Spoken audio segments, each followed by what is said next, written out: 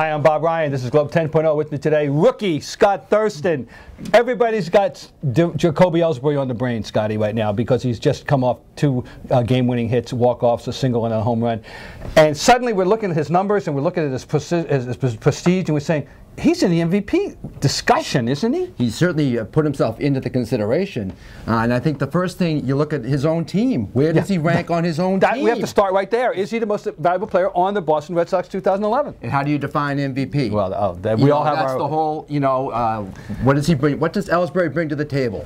Other than, what Pedroia does. Right. Adrian Gonzalez has the Triple Crown numbers. Yes. For sure. So I think you start there. How do you define it? Well, I mean, it's a we always go through this argument.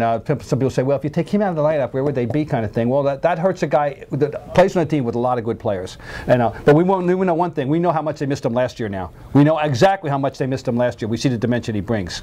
But the second question is this. Where does he rank among guys who have won the MVP who are leadoff types?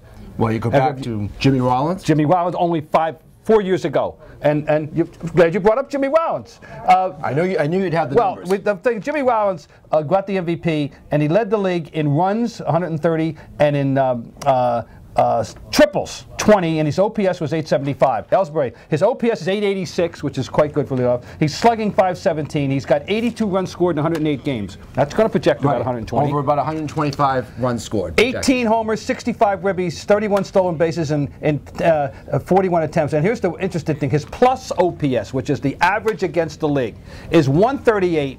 Really good. Rollins's was 119, just so you know. Right. And the other thing, this brings me back to Johnny Damon in 2004. Yep. Top of the order.